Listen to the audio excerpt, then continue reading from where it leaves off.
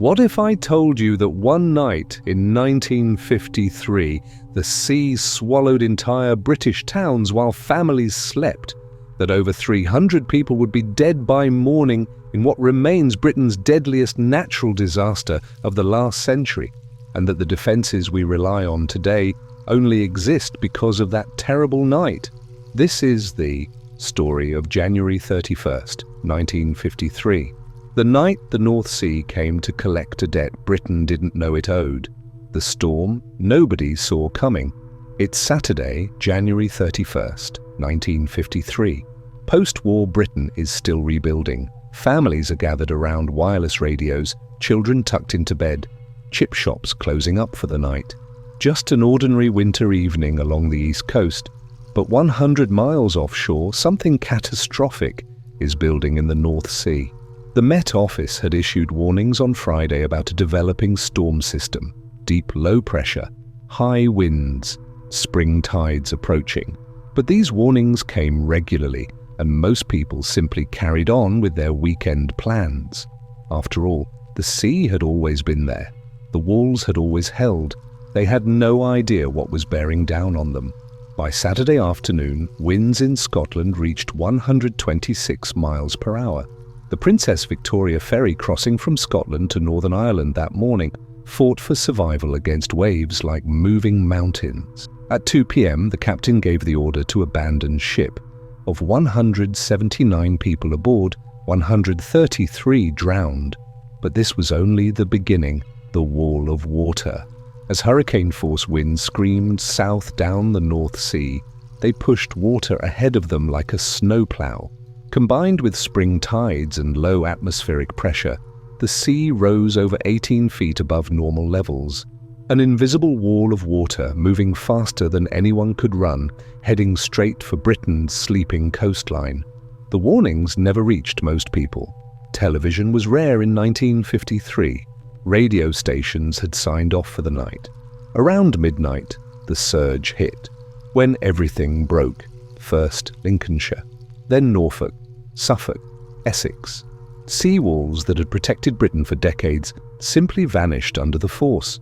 Over 1,200 breaches opened along the coast, each one pouring millions of gallons of freezing seawater onto sleeping communities. But Canvey Island took the worst of it. This low-lying island in the Thames estuary was home to 11,000 people, most living in prefabricated bungalows built hastily after the war. These prefabs were never meant to be permanent. They certainly weren't built to withstand the North Sea.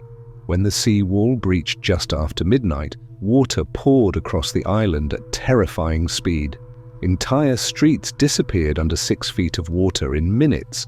Children drowned in their beds, prefab homes simply lifted off their foundations and floated away, or collapsed entirely. 58 people died on Canvey Island that night. Down the coast at Jaywick, 37 people died when the sea trapped residents between two walls of water. At the Anchor Hotel in Harwich, Elsie Lofts was lifted by the force of water bursting through the door. Behind her, that door slammed shut, trapping her husband in the cellar below. She screamed his name into the darkness as the water kept rising. Many who escaped the initial surge died from exposure, soaked through standing on rooftops in the middle of the night with hurricane-force winds screaming around them. People simply couldn't survive the cold.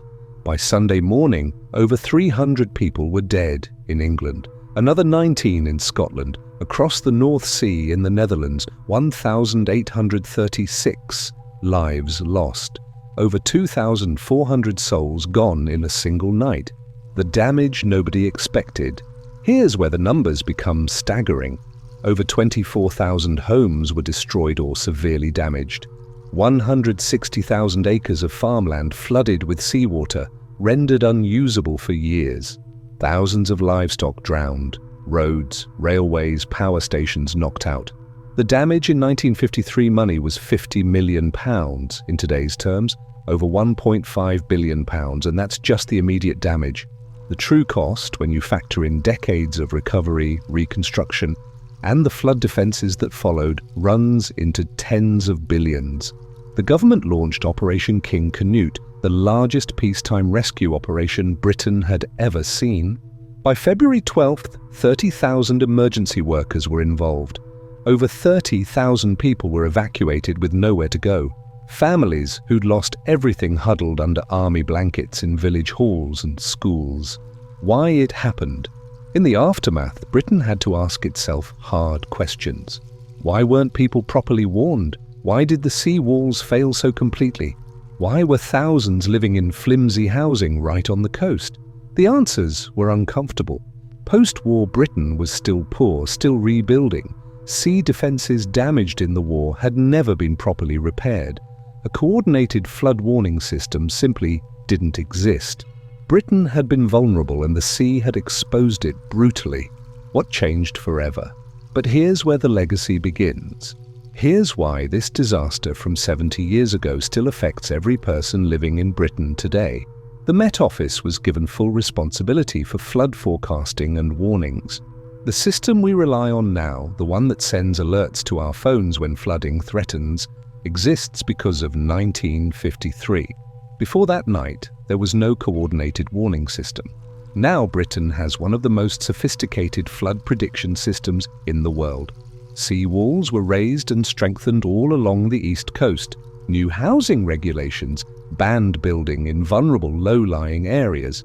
If you've ever wondered why certain coastal areas can't be developed, this is why. And most significantly, planning began for the Thames Barrier. This massive engineering project took nearly 30 years to complete, finally finishing in 1982. It cost over £500 million to build, which is about £1.6 billion in today's money. But it stands today protecting London, one of the world's major financial centres, because of what happened in 1953. The barrier has been closed over 200 times since it became operational. Each closure has potentially saved billions in damage and countless lives. Without 1953, it would never have been built. The Netherlands, hit even harder, launched the Delta Works, one of the most ambitious flood defence projects ever undertaken. It's now considered one of the 7 wonders of the modern world. The test that proved it worked. In 2013, exactly 60 years after the disaster, another major surge hit Britain's east coast. Weather conditions were eerily similar: spring tides, low pressure, high winds pushing water down the North Sea. This time was different. Warnings went out days in advance. The Environment Agency tracked the storm with satellites and supercomputers. Coastal communities were evacuated hours before the water arrived.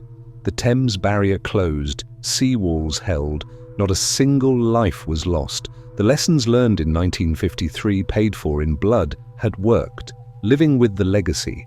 Today, Britain spends over £2.6 billion annually on flood defences. The Environment Agency employs thousands of people monitoring flood risks. Coastal communities have detailed evacuation plans. Every new building near the coast must meet strict flood-resistant standards. All of this infrastructure, all of these jobs, all of these regulations trace back to January 31st, 1953. If you drive along Britain's east coast today, you'll see sea walls twice as high as the ones that failed. You'll see flood barriers that didn't exist before. You'll see warning signs and emergency assembly points. Every single one exists because 307 people died that night. The Thames Barrier alone has prevented an estimated £100 billion in potential flood damage since it opened. London, with its property values and financial infrastructure, would be fundamentally different without it. Perhaps businesses wouldn't have invested so heavily in a city so vulnerable to flooding. Perhaps insurance would be unaffordable. Perhaps entire neighbourhoods wouldn't exist. Why it still matters. Climate change means sea levels are rising and storms are intensifying. The defences built after 1953 need constant upgrading. The Thames Barrier, designed to close twice a year, now closes 6 times a year on average. Plans are already underway for its eventual replacement. Britain learned in 1953 that you cannot ignore the sea. That lesson cost 307 lives and over £1 billion, but it's a lesson that keeps paying dividends. Every person who lives safely In a coastal community, every business protected by flood barriers, every life saved by early warning systems owes something to that terrible night.